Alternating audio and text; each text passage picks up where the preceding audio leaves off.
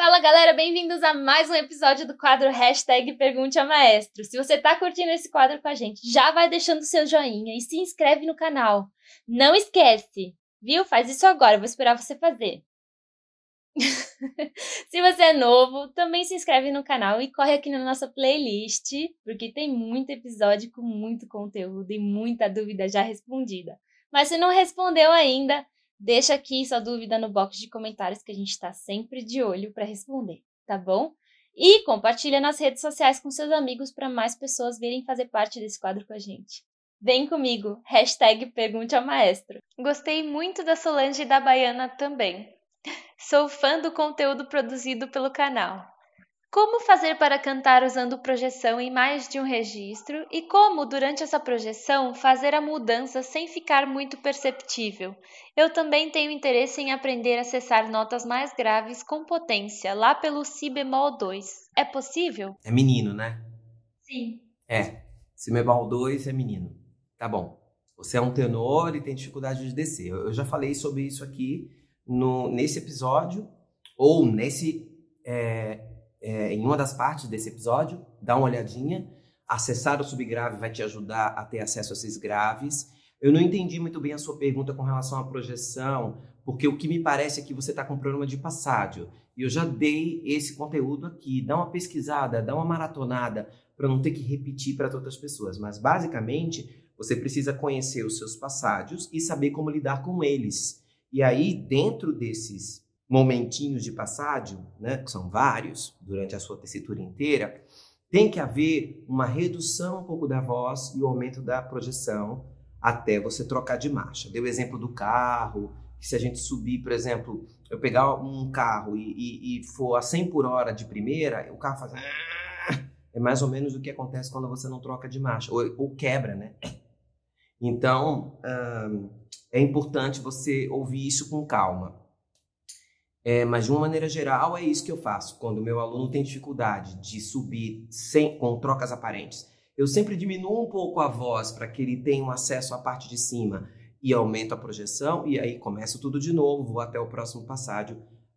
Grotescamente é isso, mas não é só isso. Tem alunos que quando a gente tenta diminuir um pouquinho, ele quebra, que ele não tem a colagem necessária na máscara para poder fazer isso. Então não é tão simples assim, tá? Dá uma olhadinha nos outros episódios que já tem isso respondido, passádios, dá uma olhadinha nisso, tá? Maestro, Luciano Pavarotti utiliza o que você dá o nome de mix denso? Por favor, me dê exemplos práticos, estou bem confuso. O Pavarotti, isso é uma discussão complicada. Por quê? Existem teóricos que vão dizer que a voz de peito realmente, o dó de peito é emitido na voz de peito. Eu acredito que a maioria dos dós de peito são feitos no mix denso. Então você teria razão. Mas a distância entre o mix denso e a voz de peito não está somente na massa recrutável, e sim no ajuste. A maneira como quando você cobre um dó agudo, um tenor que canta com full voice, pode estar com full voice e você está ouvindo essa voz grande, maravilhosa, e ela não está inteira. Ela está dentro do registro médio, e aí é mix denso. Agora, tem tenores que usam mais recrutagem do TA e a voz fica cada vez mais de peito, entendeu? Na minha concepção, eu ensino meus tenores a começarem o máximo possível o mix denso, ou seja, lá em cima, menos denso possível, e ir deixando ele cada vez mais denso, sem precisar descer para uma voz de peito completa, sabe? Mas a borda é sempre densa. Então, aí eu uso projeção para melhorar, eu uso... Para você ter uma ideia de como isso é confuso, tem tenores que dizem assim, eu resolvo meus agudos pela voz de cabeça. E eles dizem que o dó de peito está de cabeça. Olha como é confuso, não estou falando de aluno não, estou falando de professores. Você tem que resolver o seu dó de peito com a voz de cabeça. Eu acho que o que você está querendo dizer é que esse dó seja um registro, esse famoso dó de peto, seja um registro que soe de borda densa, mas que tenha toda a liberdade e a facilidade de um mix denso. Agora lembrem-se, não existe uma medição assim, ó.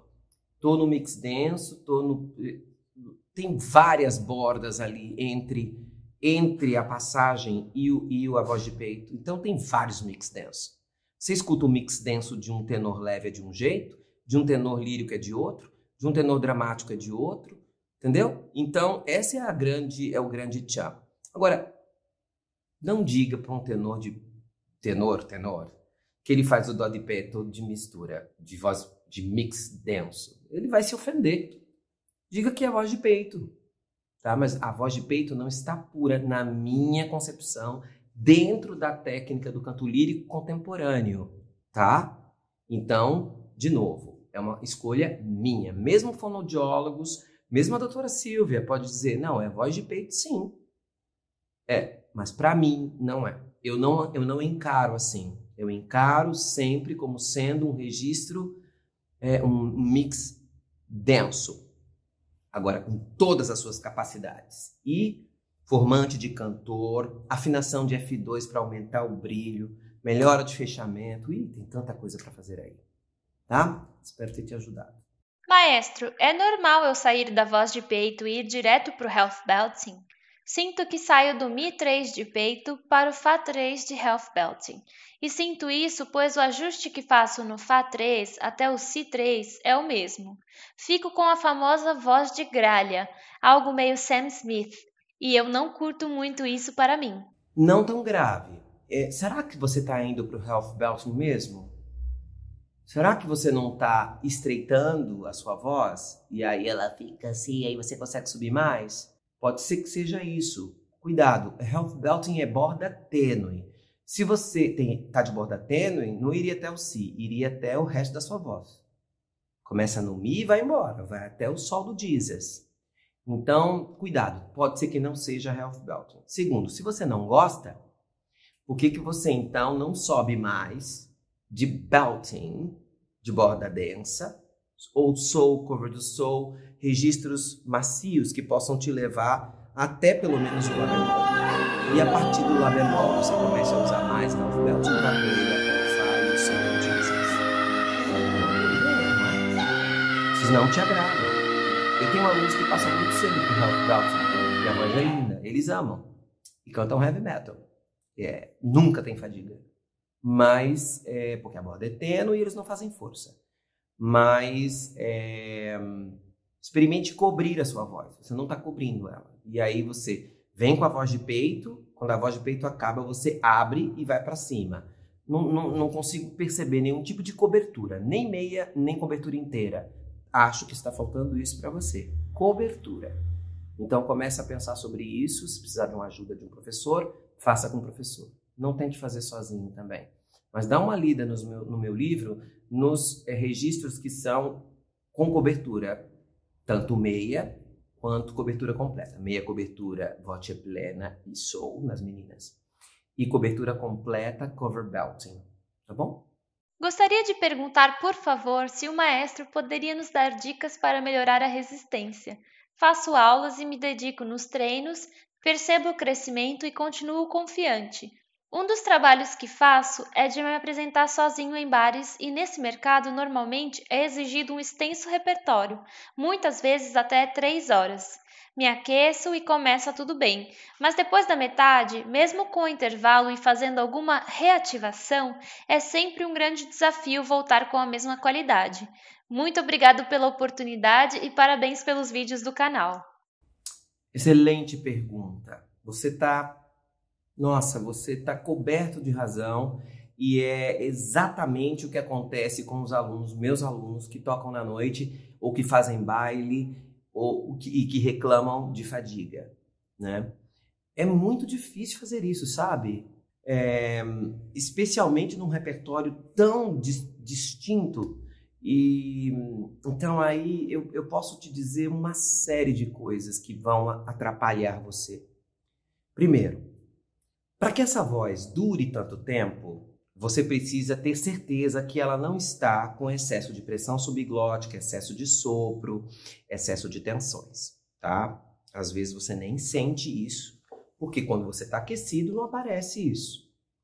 Um bom professor vai cuidar, você tem que dizer isso pro professor, tá? Porque o professor não está aqui no gogó. O professor está aqui, ele está ouvindo. Aí você diz assim, esse som saiu ótimo, né? Mas eu me esforço fazendo ele. Você tem que dizer. Começa por aí. Segundo, o aquecimento vocal, você está cantando 3 horas. Seu aquecimento, sugiro que dure 5 minutos. Que seja um aquecimento rápido, efetivo, para que você não cante mais tempo do que você necessita. Esse é um outro erro super comum. Aquece, aquece, aquece, aquece, aquece e canta 3 horas. Você canta 3 horas e 40, o cara aquece 40 minutos. Não. Não, não. Musical, a mesma coisa. Tem que aquecer rápido e ter esse momento para eu poder gastar minha voz com as 3 horas de show que eu tenho que fazer. Intervalos periódicos são super importantes. Não precisa reaquecer a voz. O que você precisa é de placements. Então, colocar a voz alta toda vez que você volta, para que você não volte com ela mais baixa e mais cansada e cada vez vai ficando pior. Mas na minha opinião, e a experiência que eu tenho com cantores assim, é que a emissão inicial não tá boa. A emissão inicial tá com muita pressão subglótica, ou com retenção na prega vocal, ou com falha de fechamento. E às vezes isso deixa a sua voz bonita. Isso é que é o pior. Então às vezes você tá com uma voz linda, as pessoas estão dizendo, nossa, que voz linda, e você está se desgastando, porque o fechamento não está da maneira correta. Então, você pode fazer o fechamento da maneira correta e depois mudar se você quiser, na hora que você fizer uma Mariah, na hora que você fizer uma música popular brasileira, você pode fazer isso por escolha, mas se isso está acontecendo o tempo inteiro e você não está percebendo, e isso está forçando você, o músculo TA fadiga com muita facilidade. Mas o músculo CT é um músculo que não fadiga muito. Então, se o equilíbrio da sua musculatura de TA e CT estiver desequilibrado para CT, ou seja, menos TA, que não tem mais CT, tá? CT está sempre trabalhando. Aí eu diminuo o TA para que o CT eu alongue mais. Se eu consigo diminuir o TA, a teoria diz que a sua voz vai fadigar menos, porque o músculo fadigável é o TA por causa da fibra dele. E o músculo resistente é o CT, por causa da fibra, as fibras principais dele. Então, eu sugeriria você a fazer isso, a procurar um professor para ver se você consegue melhorar a participação do CT, diminuindo a participação do TA, aumentando o ganho do microfone e checando. Apoio, você toca com violão? Você toca sentado? Como você tá? O externo tá alto? Checar essa posição do externo, checar a costela. Tá sempre numa posição boa para poder ter uma boa emissão. Checar como estão as bases da sua voz cantada. Propulsão, retenção e amplificação. Fazer essa checagem, né? E aí, eu já tive alunos assim, que vieram para mim assim, e eu diminuí, fiz exatamente isso, e eles pararam de reclamar de fadiga. Pelo contrário, eles dizem que terminam com a voz melhor do que quando começaram. Então, pode ser isso, tá? Espero ter te ajudado, mas realmente você precisa de uma ajuda com o professor, e você precisa dizer para ele, estou fadigando. Ele vai ter que descobrir o que é, tá bom? Maestro, o legit voice é uma forma de cantar vinda do lírico e utiliza-se o registro tênue? Ou estou errado? E se sim, só mulheres fazem ou existem homens? Exemplo, Aline Barros utilizou em alguns DVDs. Tomara que eu tenha sido claro e não confuso. Olha, você foi muito claro.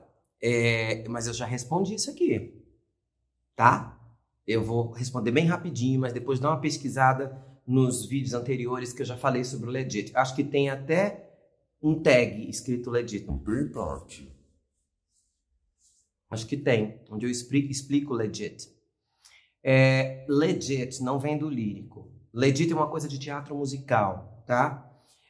As mulheres usam a borda tênue, sim. Elas usam...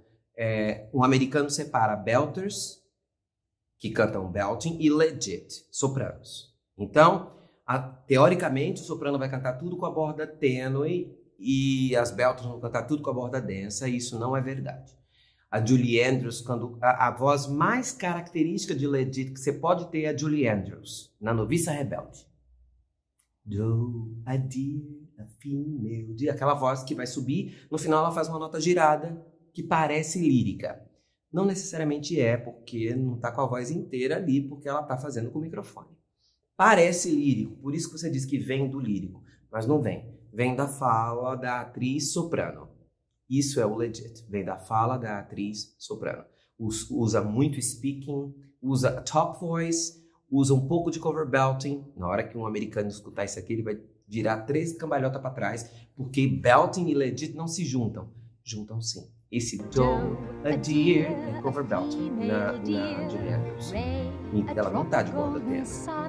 Então, agora não tem clack, não tem do, a dear, a female dear, so, não tem isso, não tem essas mudanças, entendeu? Então,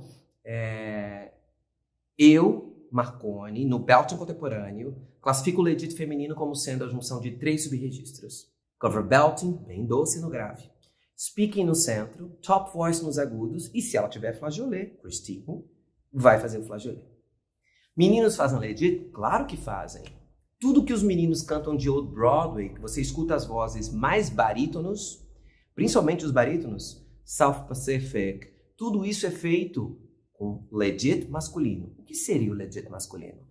O legit masculino é essa voz que parece meio lírica, que tem toda a amplificação faríngea de um barítono, mas a massa recrutável é menor para o microfone e a fala é maior do que o canto lírico. Então, if I loved you, e não if I loved you. Então, há uma redução da massa recrutável e existe um straight tone para a fala no legit masculino. E normalmente está associado a uma voz quente para contrastar com o soprano, tá? A gente usa legit sim nos meninos. Existem papéis modernos que usam legit também, principalmente quando é um barítono, porque aí ele fica solene, sabe? O legit dá essa conotação solene. As coberturas são mais exageradas no agudo, etc, etc. Tá bom? Excelente pergunta, mas a gente já tinha aqui respondido, tá? Eu falei um pouquinho mais agora.